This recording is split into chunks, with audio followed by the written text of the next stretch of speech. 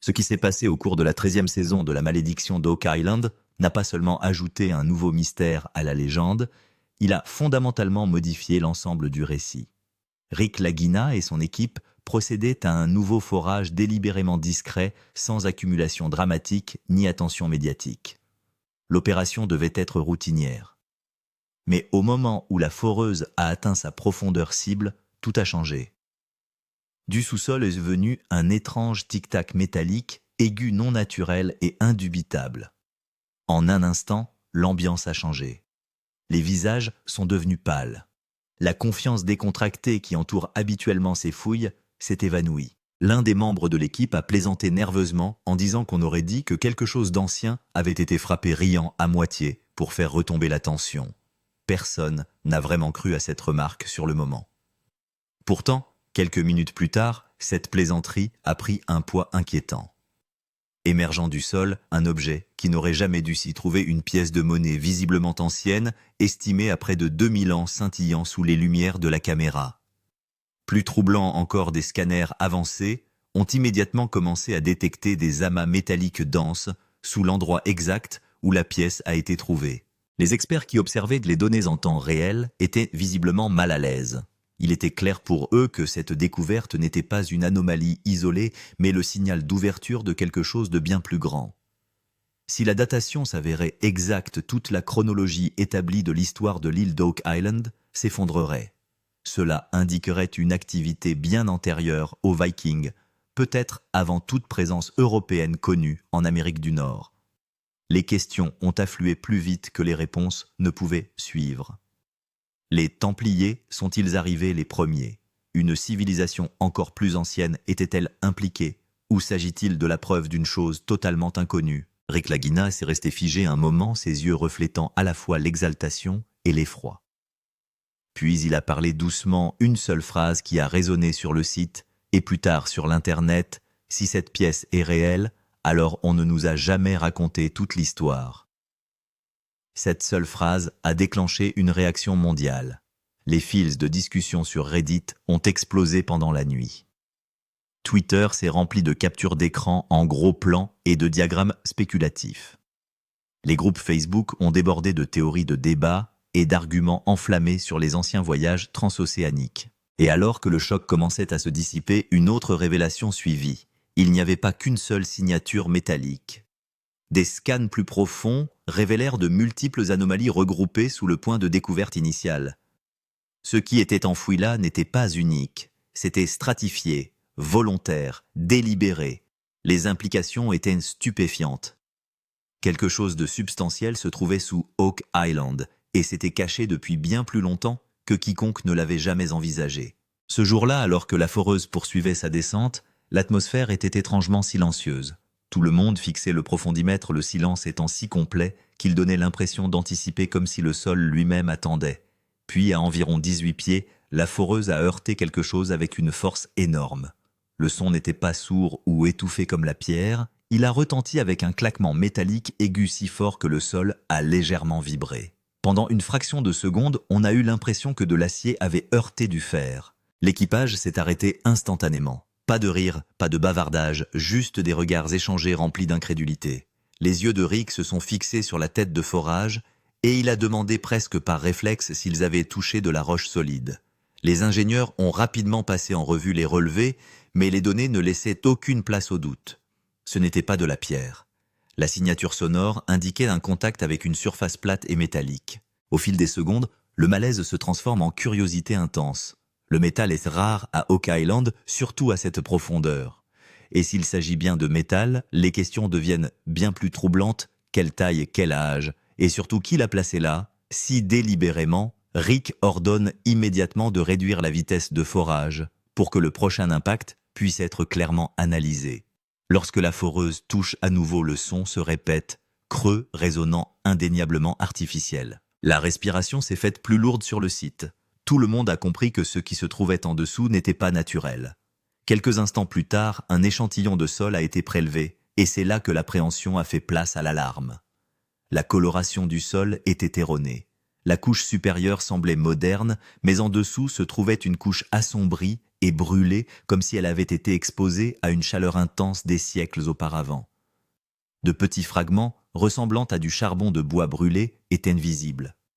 Le sol d'Oak Island ne contient pas naturellement de tels matériaux à moins que l'activité humaine ne l'ait altéré.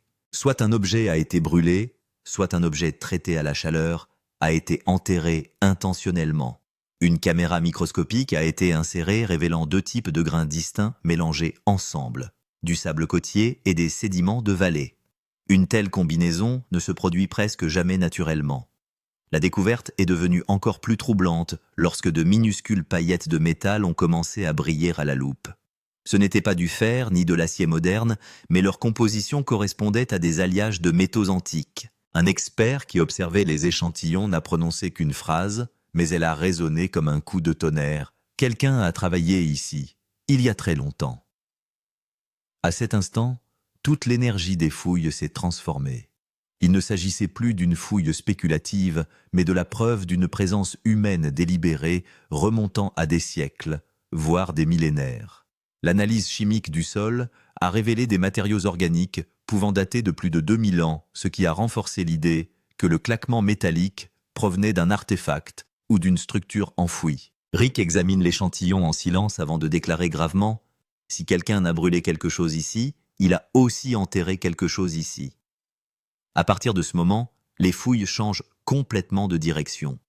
L'équipe n'est plus à la poursuite de rumeurs ou de légendes, elle est à la recherche de preuves. La foreuse a été arrêtée et les ouvriers ont commencé à déblayer la zone à la main. Chaque mouvement était prudent, délibéré. Tous les yeux étaient rivés sur l'endroit précis d'où provenait le son métallique. Soudain, un ouvrier s'est figé et a crié à tout le monde de s'arrêter. La caméra a fait un zoom avant et un petit objet rond est devenu visible dans le sol brillant faiblement sous la terre.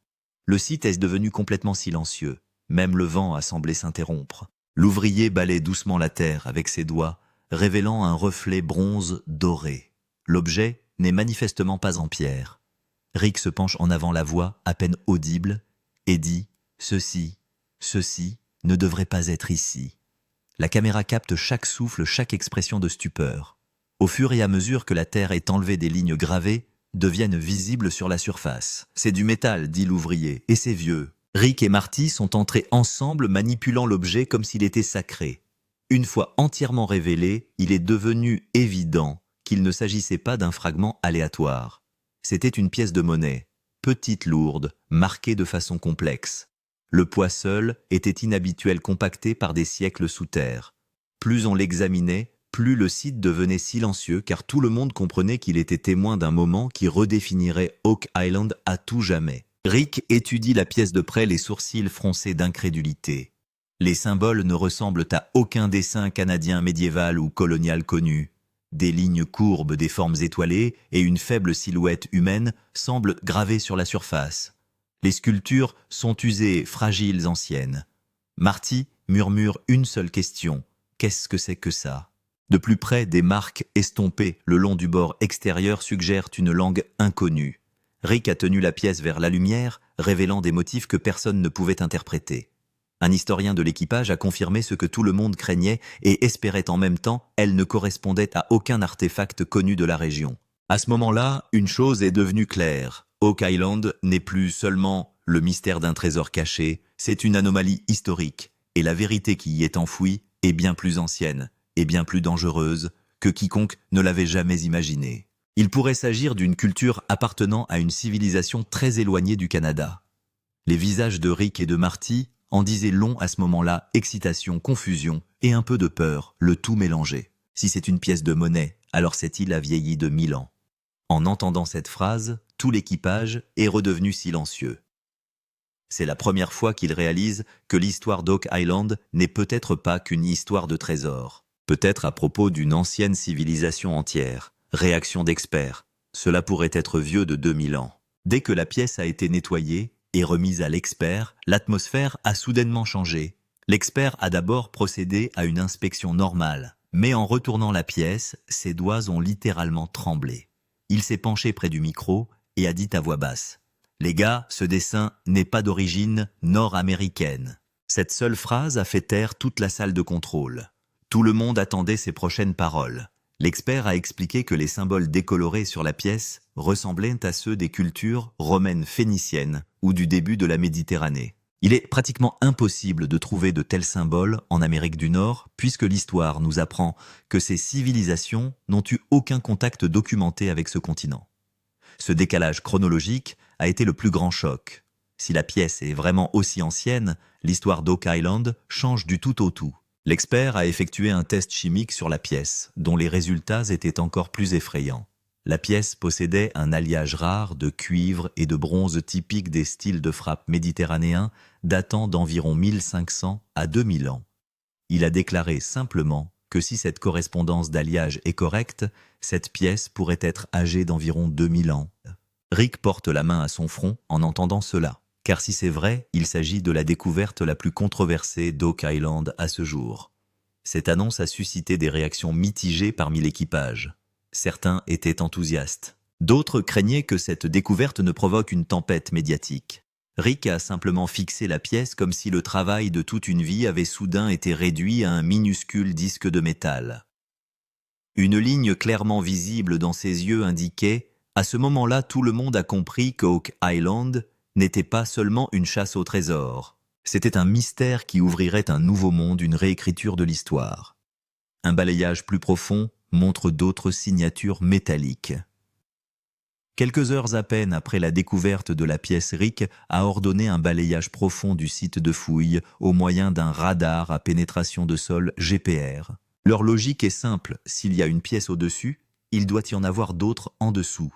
Les ingénieurs allument le radar et en quelques secondes, 3 reflets métalliques apparaissent sur l'écran. Ce n'était pas normal car les signatures métalliques proviennent généralement d'un seul point et non de plusieurs.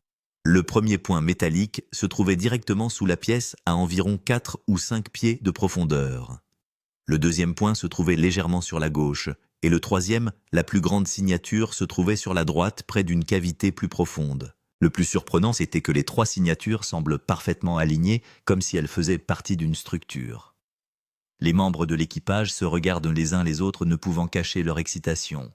Quelqu'un dit « Il pourrait s'agir de plusieurs pièces », mais un autre ajoute immédiatement « ou d'une chambre forte cachée ». Les relevés de profondeur GPR montrent qu'il y a également un espace creux en dessous, un espace vide de la taille d'une pièce. Cette cavité était de forme ovale, comme si quelqu'un avait délibérément creusé une chambre. Les signatures métalliques étaient regroupées près des bords de cette cavité creuse, ce qui signifiait qu'elle était claire. Il n'y avait pas qu'un trou en dessous, mais quelque chose de caché. Les experts ont demandé un scanner plus profond pour que les limites de la chambre soient clairement visibles. Lorsque le scanner est descendu à 20 pieds, l'anomalie est devenue encore plus claire. La grande signature métallique était parfaitement plate, ce qui ne pouvait pas être une formation rocheuse naturelle. Une telle forme ne se trouve que dans des plaques des coffres ou des voûtes scellées fabriquées par l'homme. Rick, regardant l'écran, n'a dit qu'une phrase. « Si c'est vrai, nous découvrons un entrepôt entier, pas une pièce de monnaie. » Les visages de l'équipe se sont illuminés avec la même excitation effrayée que sur l'île d'Oak Island, le sentiment que peut-être cette fois-ci, quelque chose de vraiment grand attendait en bas. L'effondrement d'Internet. Les théories des fans explosent. Dès que la première photo de la pièce a été diffusée en ligne, les médias sociaux ont littéralement explosé. Les fils de discussion sur l'île d'Oak Island de Reddit ont explosé pendant la nuit. Les gens disaient que si la pièce avait vraiment 2000 ans, cela signifiait que les livres d'histoire du Canada étaient à moitié faux.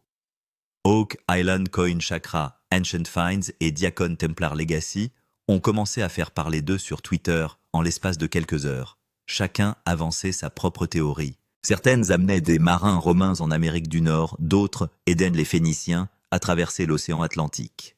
Les théories les plus folles suggèrent que la pièce aurait appartenu à un chevalier templier qui l'aurait cachée sur Oak Island avec son trésor sacré. Dans un post viral, un internaute affirmait que le symbole gravé sur la pièce ressemblait à la première phase de l'Empire romain. D'autres ont suggéré qu'il s'agissait d'un jeton de commerce phénicien qui pourrait avoir environ 2500 ans. Les fans ont littéralement commencé à se battre les uns contre les autres. Qui avait raison ? Qui allait réécrire l'histoire avérée? Les commentateurs de YouTube, les historiens, les théoriciens de la conspiration, tout le monde a commencé à faire des vidéos. Certains ont suggéré que le mystère d'Oak Island n'était plus seulement une chasse au trésor, mais qu'il pouvait servir de preuve que d'anciennes civilisations avaient traversé l'Atlantique. Quelqu'un a même écrit « Cette phrase est devenue virale du jour au lendemain ». Et les gens ont commencé à dire que l'histoire d'Oak Island était officiellement fausse. Cette tempête sur Internet a également eu un impact réel sur l'équipe de la série. Rick lui-même a déclaré qu'il n'utilisait pas les médias sociaux, mais les membres de l'équipage lui ont dit que les gens les considéraient désormais non seulement comme des chasseurs de trésors, mais aussi comme des historiens accidentels. La curiosité des fans est devenue si grande que tout le monde voulait une confirmation officielle. Cela a augmenté la pression, car si la théorie s'avérait vraie, Oak Island pourrait devenir le plus grand point chaud archéologique du monde. Le lendemain du jour où la nouvelle de la pièce est devenue virale, une activité étrange a été remarquée autour d'Oak Island. Des habitants ont déclaré avoir vu 2 véhicules 4x4 de couleur sombre sans plaque d'immatriculation circulant sur la route extérieure de l'île. Certains membres de l'équipe ont également déclaré avoir vu des individus inconnus utiliser des jumelles pour observer le site de fouilles à distance. Cette situation est si étrange que Rick et Marty renforcent la sécurité. Quelques heures plus tard, des clôtures temporaires apparaissent soudainement dans certaines zones restreintes de l'île, et l'équipage est informé qu'une inspection de sécurité est en cours. Mais cette information tombe dans l'oreille d'un sourd, car les inspections de sécurité n'ont pas lieu la nuit ou sans avis officiel. Les gens ont commencé à penser que les autorités avaient peut-être déjà été informées de la découverte de la pièce et qu'elles surveillaient elles-mêmes le site. Les rumeurs sur les médias sociaux se sont intensifiées. Certains ont affirmé que des membres du ministère du patrimoine canadien étaient secrètement arrivés sur l'île. D'autres ont dit que cela avait déclenché le protocole de protection de l'archéologie. Et les théoriciens du complot ont jeté de l'huile sur le feu en disant « Le gouvernement savait déjà que quelque chose était enterré à cet endroit. Ils attendaient une confirmation. » Cette phrase a recueilli des milliers de votes sur Reddit. La situation est devenue encore plus intense pour l'équipage lorsqu'il a entendu un bourdonnement semblable à celui d'un drone du côté est de l'île, comme si quelqu'un exerçait une surveillance.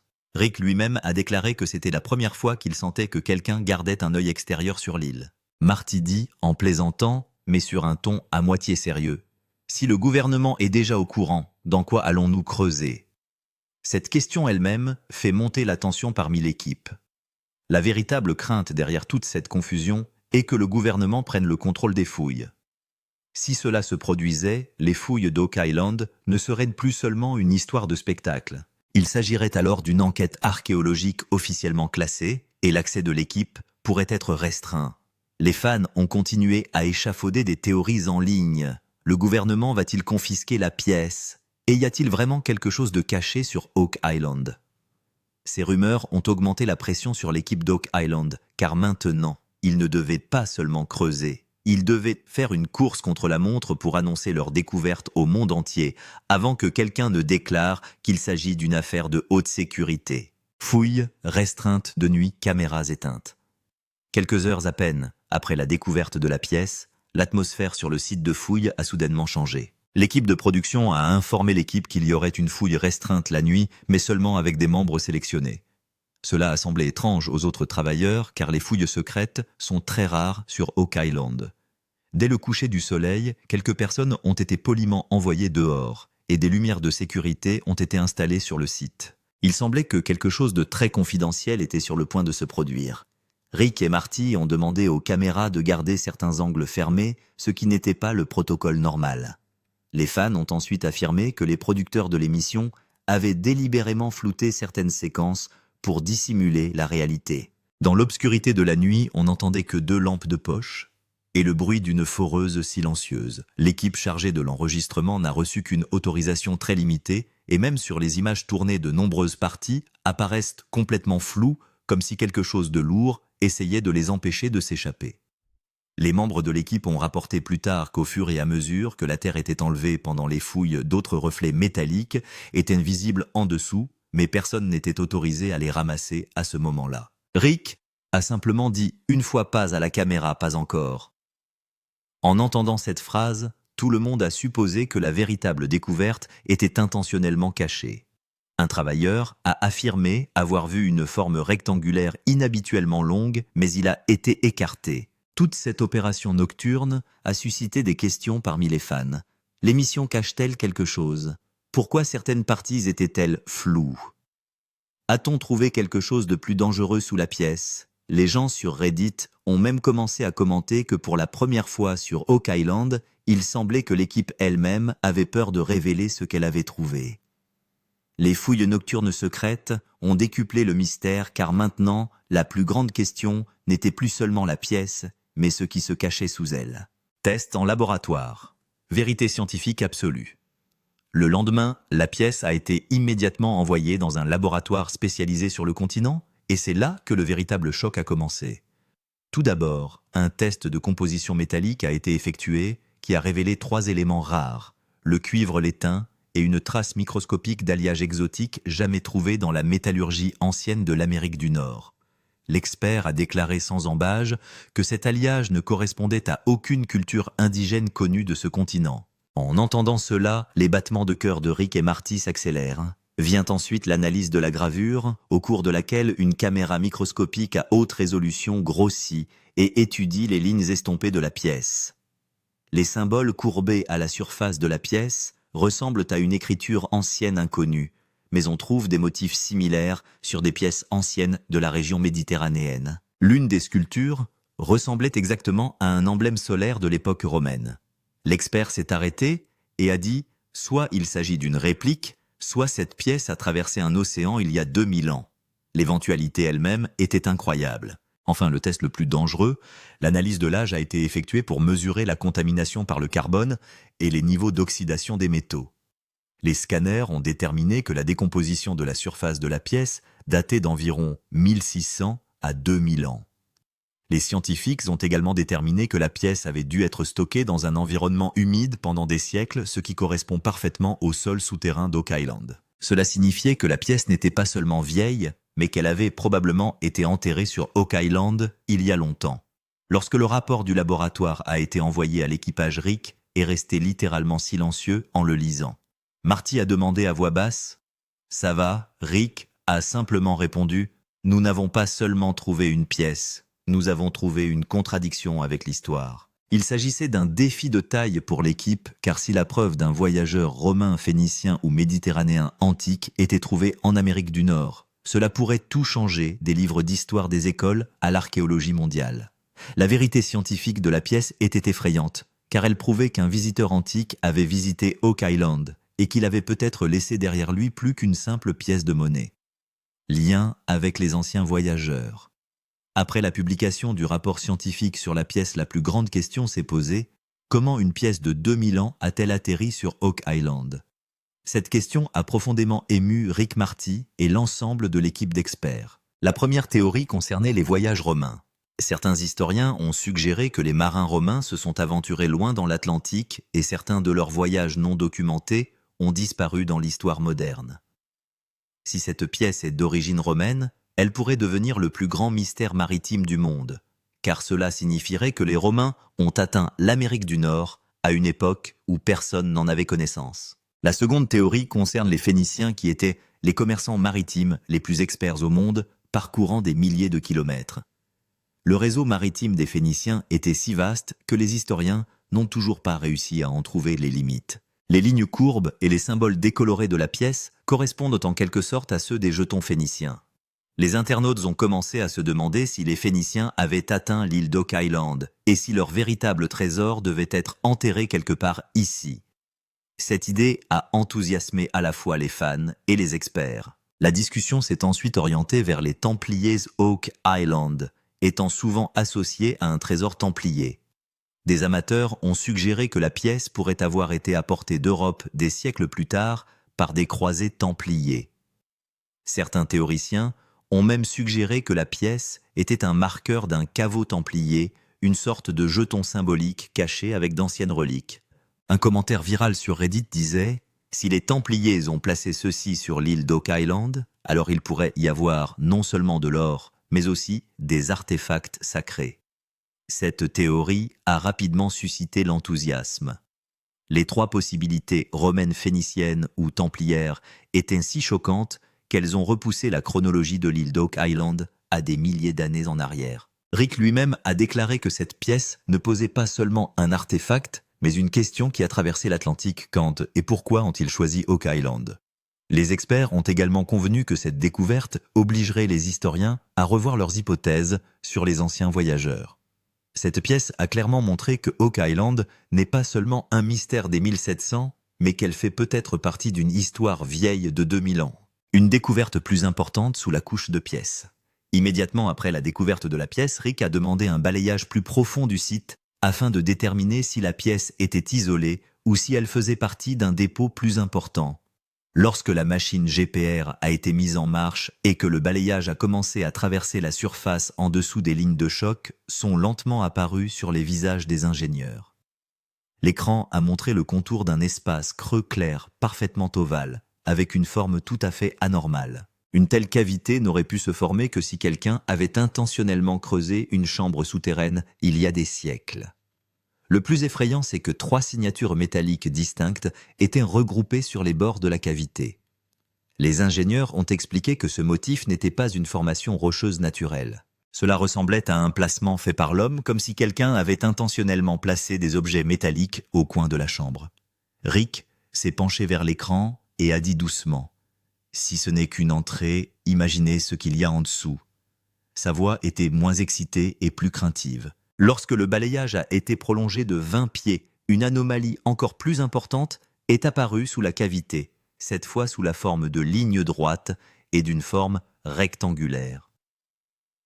Ce type de forme dans le sol d'Oak Island n'indique qu'une seule chose, une structure de voûte.